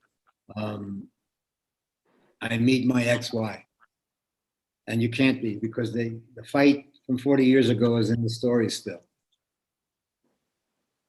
So they say, well, why don't you call it like a psychological thing? But then all of a sudden we hear my daughter passed away. And all of a sudden that 40 years disappears, and there's a hey baby conversation, how are you? Okay, we're having this mutual. Yeah. Why couldn't that have happened? And they Right. say it could be a genuine experience. It couldn't be apologetic, structural, this and that, whatever. Yeah. The situation. So then you saw the structure of continuity allowed the people to avoid that moment. And it's the avoidance is built into the story. It would be artificially received if it wasn't true. Yeah. It wasn't exactly psychological, although it had psychological elements in it. Okay. And it had to be genuinely so for the two schmoey people to say, hey, baby, how you doing? Yeah. It had to really be, hey, baby, how you doing? Meaning that somehow the lives were entwined in some way. So when the lives were entwined, there's very little untruth happening because it's not owned by the psyche, it's not owned by the self as much as that there was a shared experience. Yeah. When I hear from Wayne about a kind of shared parallel experience, I see a similarity in the journey. Mm. Not a sameness, but a similarity in the journey. And then when we speak then to Urza, and where at one point 40 years ago she ran away to some degree from the family to go join Rajneesh in Washington or Oregon, Mm.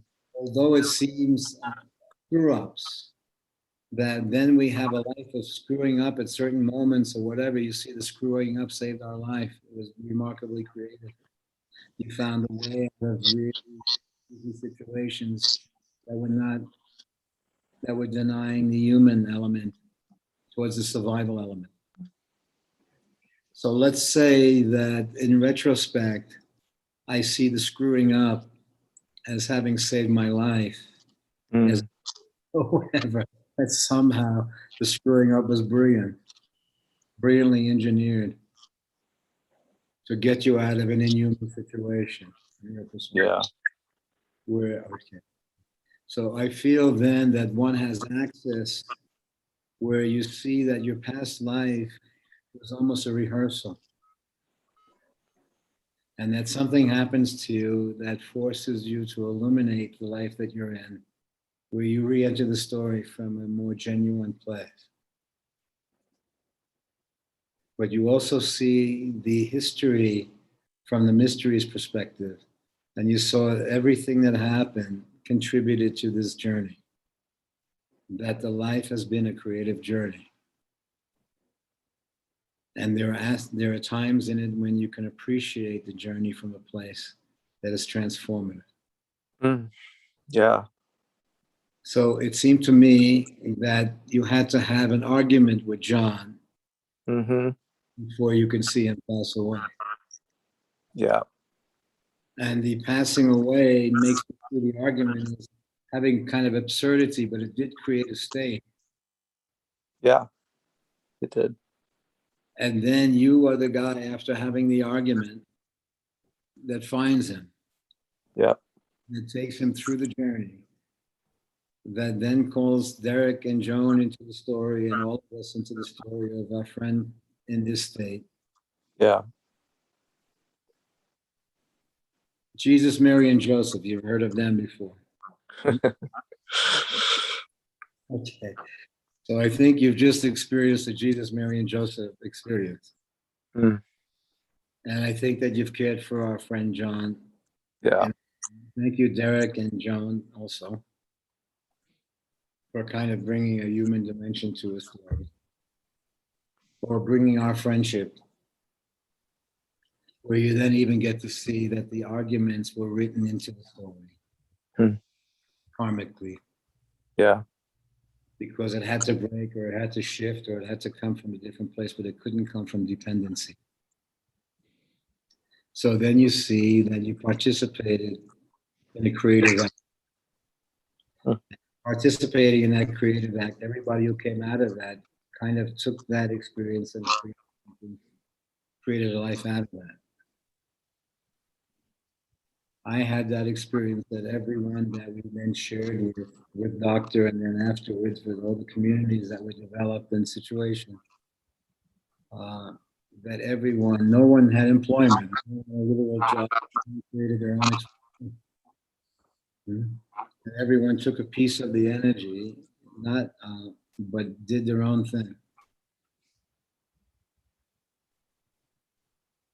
And so I feel that that's what we've shared here, is we've kind of had the normalcy of the journey being our life. And so here we are experiencing a few days ago where a friend of ours has passed away, and we are experiencing it from a different place. And we were literally in it, and we were watching his family unfold. But from us, the literal relationship was based on more of a creative one. And that creative one was based on a feeling. And when that feeling was lost in the relationship, it would be a kind of terrible feeling. And then you would see it restored, you would see it in. So I feel that Kerry, in both a literal looking out for John, but it has also been a creative aspect. And I feel that Joan and Derek coming into the story, we're utilizing Joan as our medium of sanity, of stability. Is that okay, Derek? Seems appropriate. Yeah, okay. But I think between us, it was a kind of work that we engaged in. And we got a chance to say bye-bye without too much shtick and without trying to invent anything, but just being present for the happening. Yeah. So we did get to experience something that the family didn't get to experience. And that wasn't the literal John. Okay. It was almost the relationship itself as a creative act. Yeah. And the ups and downs that happened in it were the kind of ups and downs that you see in a movie version of it, Mm. that they had a creative purpose. And so somehow you see that the elements that would be challenging for your literal life have a creative purpose from another dimension. And Yeah. you see the difference between the literal life of survival and paying rent, and correspondingly the creative life of existence where time is something different, where your memory can go back 50 years, 20 years, 10 minutes, you see it's in flux. And it's not owned by the self historically. You may see something that throws you back 50 years upon reflection, where you see something that was missing, that was hidden in plain sight. But your seeing it releases the story from the ownership. So when I got the news of this happening and I saw my father in the story where treatment isn't the form, but I'm meeting another dimension that was hidden in plain sight of my life, and that when my father was a person, before he was a father, to most of his friends. He was a friend who happened to be a father. To me, he was a father who happened to be a person. And sometimes if you heard about the person, it would be a violation of the form that you were in. Okay. But then when you meet a whole parallel existence hidden in plain sight, you discover it. And when you discover it, you discover a corresponding dimension in your own life. And you see dimension that was hidden from you in some way of how others have seen you.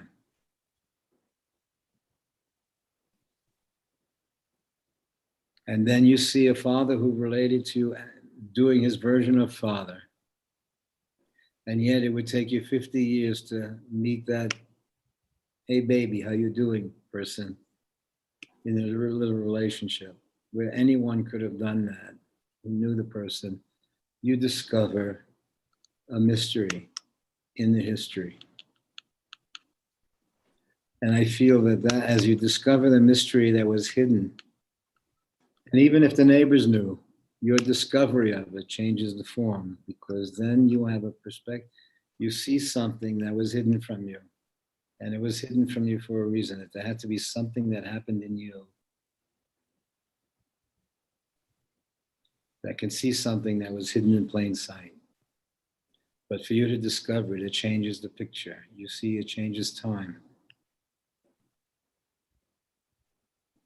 And so then you start to see, when time has changed, that dying is a normal process of living. And without the perception of the normal process of living and dying, then death becomes a threat in our world. It literalizes as you, the death of you. So then you see whole systems that exist around fighting death, denying death, declaring it to be Satan, but making it evil, when in fact you perceive it to be an organic process that's happening in everything that takes a form. So we were sharing at one point the perception of that. Does it allow you a minute where you re-enter the story from a different play? So we were kidding around a few weeks ago with Kai or whatever. I say, okay, say the angel is watching your story. And they ask the angel, do you want to do, the angel say, look, angel, there's a guy named Wayne. Would you like to do Wayne? So let's say the angel flies over Wayne and says, well, is the mortgage paid off? He says, no, he's an old guy with cancer. And the angel says, holy shit, do I want to do an old guy with cancer? He says, okay, I'll do it. I'll give it a shot. Let's say the angel enters into your body, would be coming from a very different place, would say, what a weird and intense experience I'm going to have doing Wayne. And I say, why? I said, because the angel seems to be in it for the experience of what it means to be a human being. And when something happens that causes soul searching, you re-enter the story. And when you re-enter the story, I feel that time is no longer the defining force, or the past is no longer the defining force.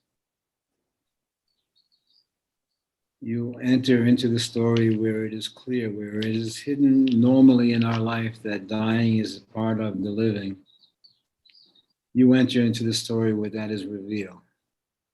And dying may or may not mean death, but death in the form is the ending of a form. It doesn't mean the ending of the life or the energy or the thread.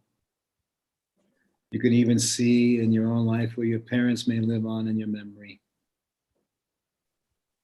You also, at one point, see that you can contact memory even if the person is deceased or no longer in the form. So you see that there are conversations that are happening where the form was only an aspect of it. So I feel that that it is not a logical premise, dying and death.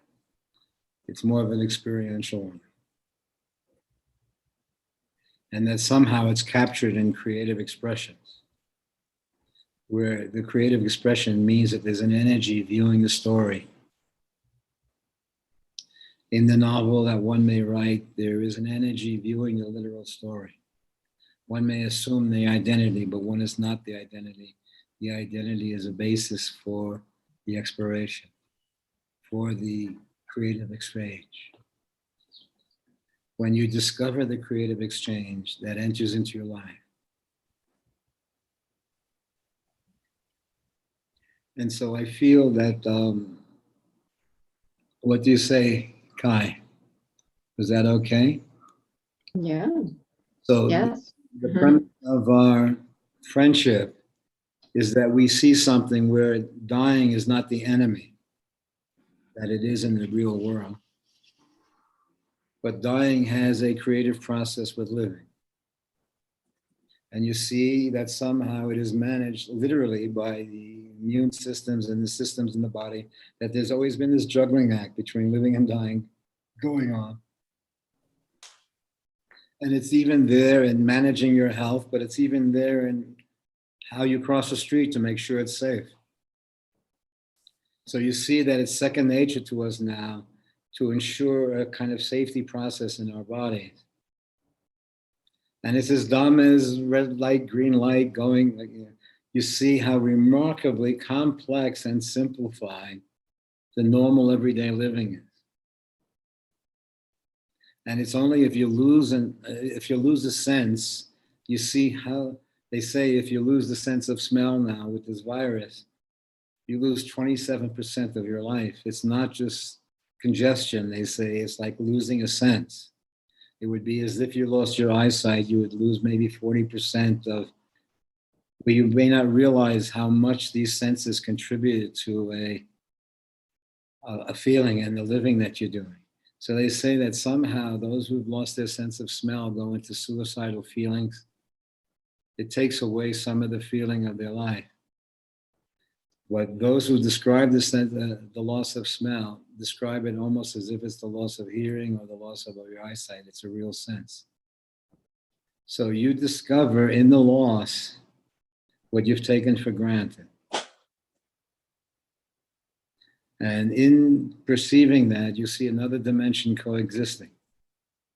That somehow a falling in love may open a doorway.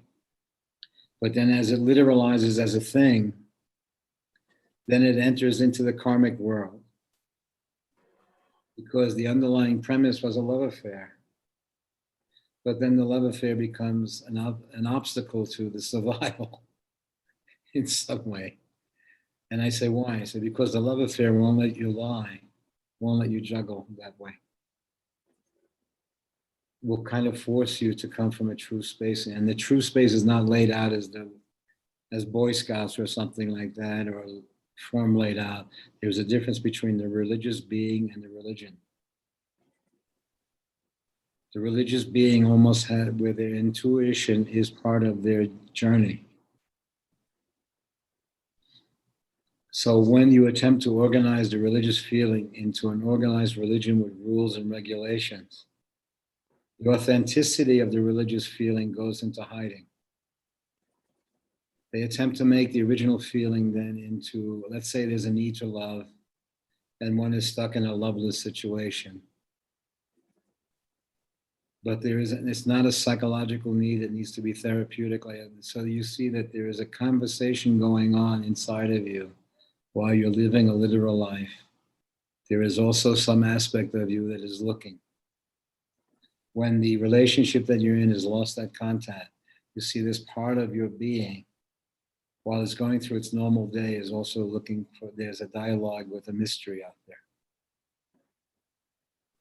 For me, I felt that some dimensions of the cancer that was diagnosed set a conversation with a mystery through the history, where I then felt as I was going through many of the experience, I was impersonating a person. When I was going to get the test, as I mentioned, and the young woman was arguing with her boyfriend and doing all these things that would have been very intimacy. I'm telling jokes and I'm doing my version of a human being in this situation, or humanizing the situation. Okay. So in that sense, I can do it with a straight face if we have a joke that we share or this other thing, where there's some kind of friendly going.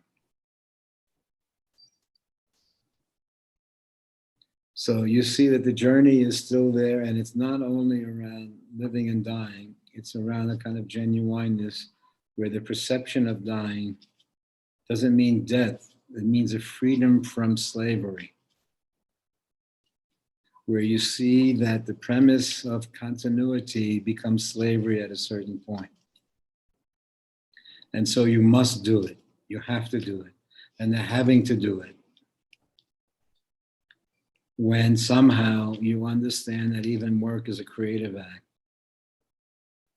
When your existence becomes slavery, you see that there are rebellions that are starting to happen. Because somehow the energy can't be enslaved that way.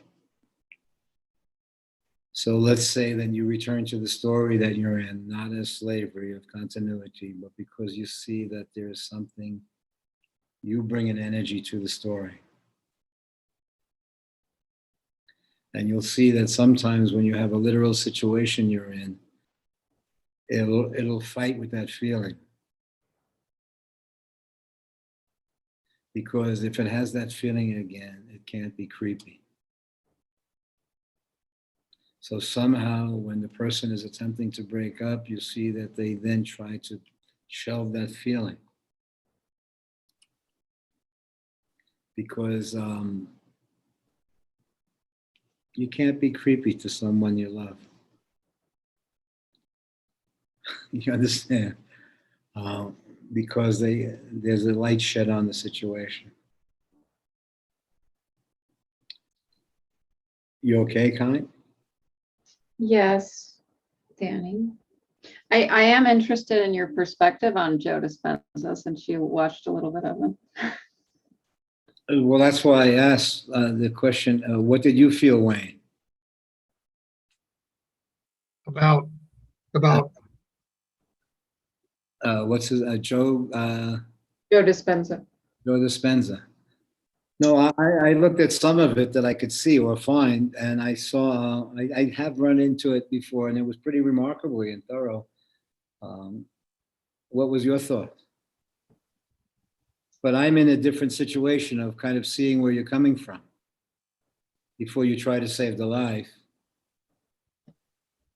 Because I think that when something happens where it's threatening like that, is no longer, the ego no longer owns the self or the situation.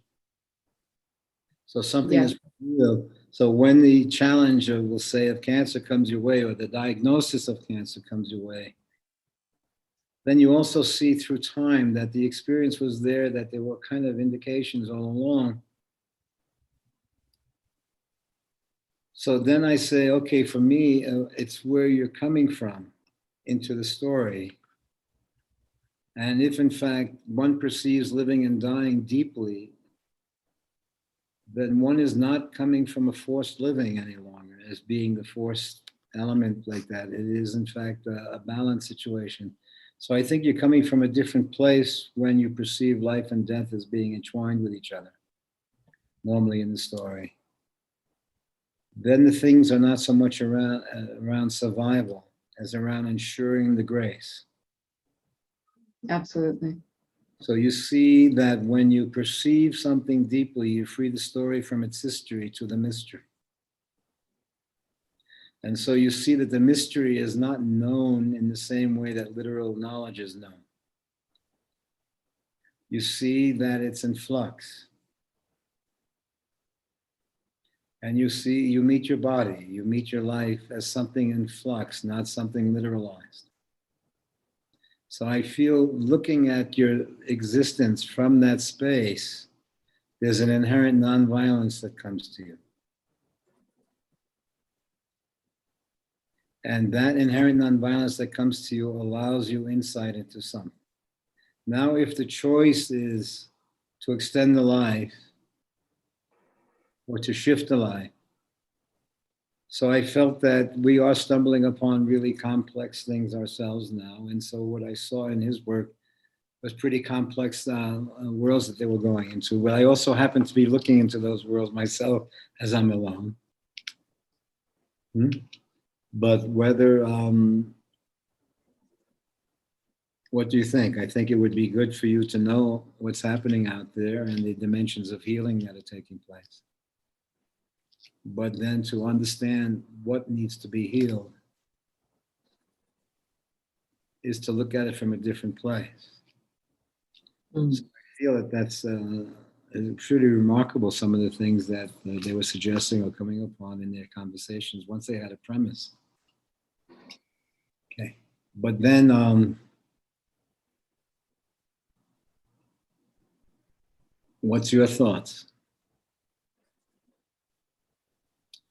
Then we have the question, okay, vaccine or no vaccine? Did you get vaccine there, Wayne? yes, I did. Quickly, or it took some time? It took some time to come to a decision or have it done. Well, it looks like a decision, but basically the time itself is a factor. No, I had the 2 shots. And I had the shots the same time I was getting immunotherapy also, which is kind of weird, but Actually, the immunotherapy is what John is getting. So I'll mention you to this fellow John there. I hope he's still there, but he went. He's been doing this immunotherapy also, and Right. I felt that what I did discover for myself with the foot, that it was an autoimmune response. Yeah. Whether it was lupus or not, I can't say, but it did seem that what was happening to me was an ingrown toenail became all of a sudden a swollen leg, or an infection all of a sudden. So then I said that the biggest challenge it felt for me was not so much the cancers, but a kind of sepsis or an internal infection that runs through the story. So that's why I say then I then got to meet the immune system from a different place, from a more of a hey baby place, where it was a kind of care necessary, not to extend the thing, but a genuine feeling for a level of care, almost as if a doctor who cared so much about treatment examined you. You examining your body from that perspective, not as ownership as much as but caring for something, introduces you to a situation where it's not the length of the life you like it to come out of the grace, not so much out of the treatment. You know what I mean? That length is not so assured, but fulfillment in this life is what, in fact, your life has been around. And that there has been a conversation with the mystery while one has been living. And that there are, so the interests that you may have had kind of reflect more the mystery. As you were having a history, you were also exploring the mystery of life. So once that mystery enters into your exploration, then dying is also part of the mystery. It's no longer a literalness. And when you experience the dying in yourself and the living simultaneously, you start then to see a world that's living and dying simultaneously on many levels. When you perceive living and dying factually, then death kind of normalizes. Not as something that's happening to you, but a normalization or release of the energy. You see then that the death process releases an energy. And it was perceived over time for thousands of years. Everyone attempted to describe it in their own way. But somehow it was perceived as a release of the energy. And that in some dimensions, you would see that memory of the person was a carrying on of their life. That their life was not relegated to the literal life of being in the body, but that was one aspect of the experience.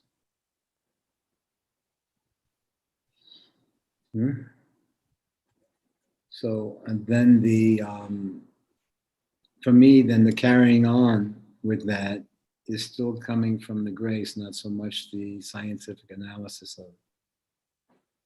But it doesn't exclude but it's no longer defined by the medical terms of continuity. There is a question of reflection. I think then reflection has its own common sense. What I like that he actually talks about is it's not about the healing or whatever that you're trying to occur. It's about the actual change that's taking place in your life, going through the process of the healing. So more about who you become than about the actual manifestation of the healing or whatever. So they say, okay, so then I'm in that space where dying is naturalized. So I'm talking to you I'm still Danny with the story. We know each other, but I'm also Danny who's dying is real for him, looking at the story. And I see dimensions of dying in the story as natural. I may be leaning closer to it because of the literalization of age and circumstance or whatever. So there's a predictability that you're closer to this process, although you see so many people fall down and high and die. And so you see that dying is inherently in the story, in everything. It's in the seasons. You see the normalization of it. You see, even if we have a drought this season and if we have enough rain, so you see it has the same problems, the season, as a person. Well, do you have the rent money? Do you have, so you start to see running through everyday life. And supposedly they're organizing, there are too many fires. There's so much smoke in our air that's coming from California now. That's remarkable. And you see a whole process that's going down there of management. And yet it's just natural. You look out the window, you go out there, it just seems like naturally there. And yet you see a whole process of management going on. And it comes to you as drought, or it comes to you as a thunderstorm or a crisis or something like that. But you see that you are in a process. So from that perspective, the earth is maintaining its own balance? I wouldn't say that we singularize Earth as a separate object. But what seems to be happening, Earth also seems to be happening in junction with outer space also. So it has its own individualistic aspects. But they're also looking for similarities. Is there different life forms? Can life outwit the circumstance that it's in? Can one live in a volcano? So you find you're finding that absence of life, presence of life. In fact, the absence of life seems to spark something which creates a presence where it literalizes. Mm-hmm. But you then, in the examination, see a process taking place.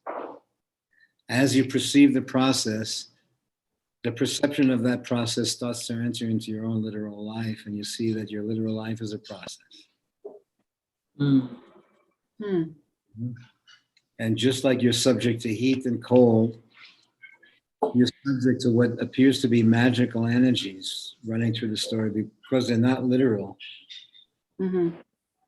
But you also understand that how remarkably complex your own system is, that somehow a feeling of cold can tell you what to wear and what clothing to wear and what, okay. So somehow it's normal, a brilliant thing that somehow just putting your hand out the window and seeing what the weather is, you can then dress for it, prepare for it, plan for it.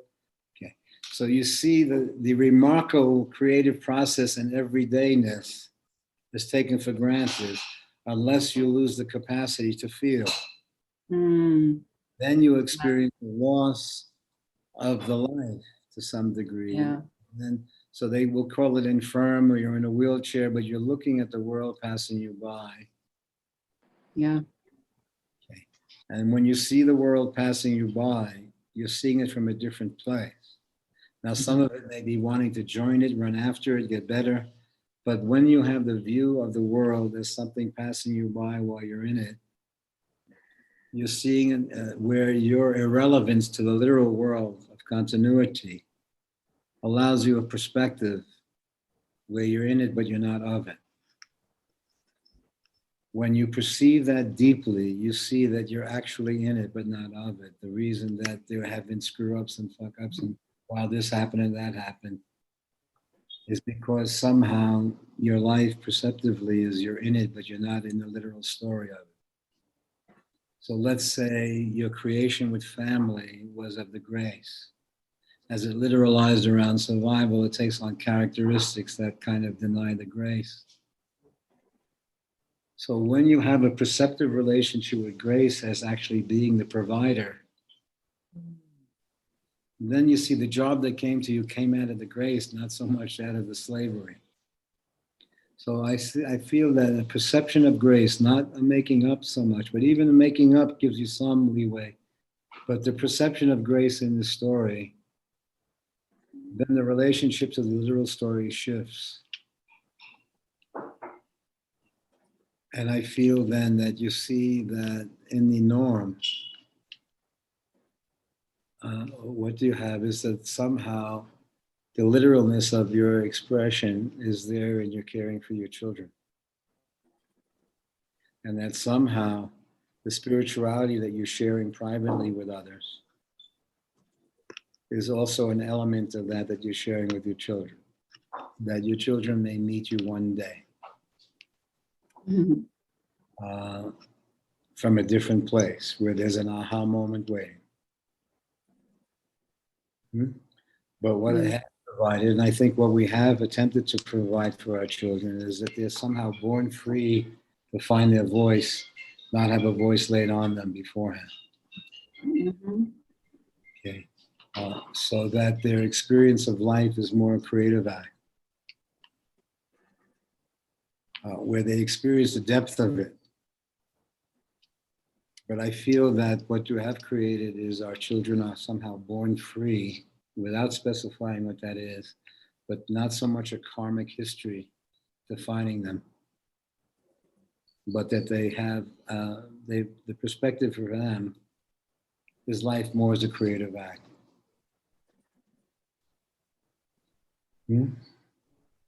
Okay, shall we call it a day? Again, Wayne, you're welcome. I guess that others can tell you how to connect. Yeah, I'll connect you and Derek because he does the Thursday and the Sunday calls. So I'll connect you with Derek. And Or Hillary. Thank you very much. Okay, really nice meeting you all and nice seeing you today. Everything thank you, else, Danny. I'll see you soon. If anything comes up, give a call anytime. You know, if you get in over your head, but basically there is a kind of promise that we're kind of sharing something together, which is that the experience around our circumstances bringing us into an exploration. So sure, I'm really happy to meet you then, Wayne, and I'll see you soon. Wednesday, Thursday or Sunday. Take care. Bye. Bye-bye. Namaste, we'll say. uh, Who just came on there? that's Urja, no picture. Oh, Ursula, no picture. Okay, Ursula, bye-bye. Bye-bye, Danny.